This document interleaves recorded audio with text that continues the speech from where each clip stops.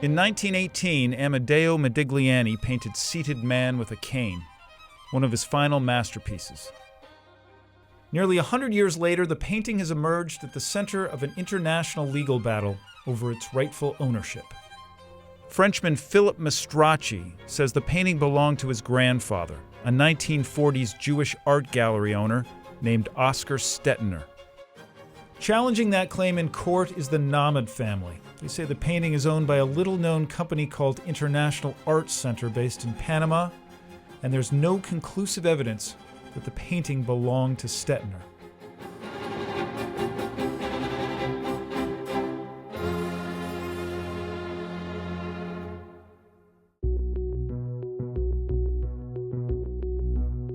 We went searching for the clues in Paris with the researcher who initially uncovered the documents that triggered the dispute.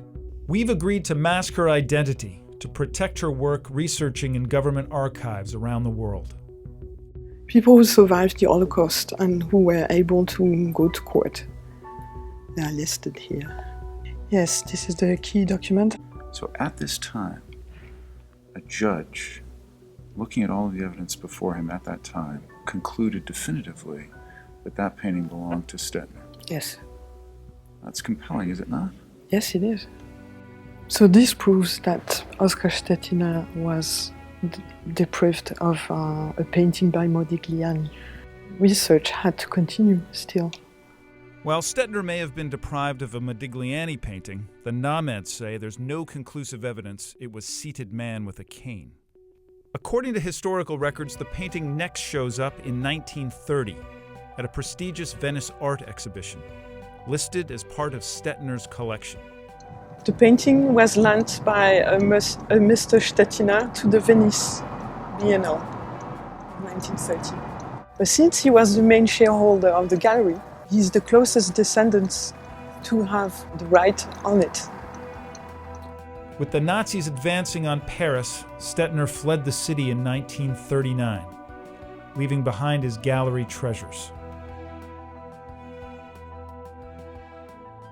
It is in this Paris gallery where a Modigliani painting belonging to Stettiner was sold by the Nazis to a man named John Vanderklip. There's no more record about the whereabouts of the painting until 1996. And in 1996, when it finally reappears, it's purchased at auction by a mysterious company called International Art Center, based in Panama. Yeah, exactly. James Palmer is a Torontonian living in London. He runs Mondex Corporation, which is supporting Mastracci's claim to the painting.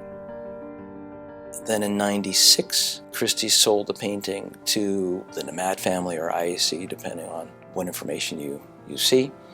And the Nahmad family or IAC offered it for sale in 2008, I believe. It didn't sell. It probably didn't sell because people recognized that there was some gaps in the provenance. Julian Radcliffe is a major player in the international art world. His company, the Art Loss Register, operates the biggest database on stolen and disputed works of art. Everybody looks at the provenance and says, it's taken from a Jewish family, do I really want that? It's a headache. It's a potential embarrassment. In cases which involve World War II restitution issues, the problem then very often is how strong is the evidence? This work is subject to ongoing litigation and is claimed on behalf of the Stettiner heirs as illegally dispossessed From the collection. I'm the owner of this painting. Yeah. I go to Sotheby's tomorrow and I say, I want to sell this painting next week at your auction. What are they going to say to me? They would check with us and then say, look, I'm sorry, but we can't sell that painting because it's on the Art Loss Register. We have to resolve the title issue before we sell it. It would be rejected for sale. Yes. So there could be a stench on this painting forever. Yeah, we call it taint. A taint? Slightly different word. It's more British word. The Star's investigation with the International Consortium of Investigative Journalists has since uncovered new documents never before seen. They show the Nahmads have been the controlling hands of the International Arts Center since its founding. We showed these documents to both sides in the dispute. So this is a document that we obtained that shows David Nahmad listed as a shareholder, primary shareholder in International Arts Center. Have you seen those? I have not seen these. Thank you for showing them to me. They corroborate what we've believed for quite some time, that the family is owning and controlling the International Arts Center. I think that does make his case a lot better.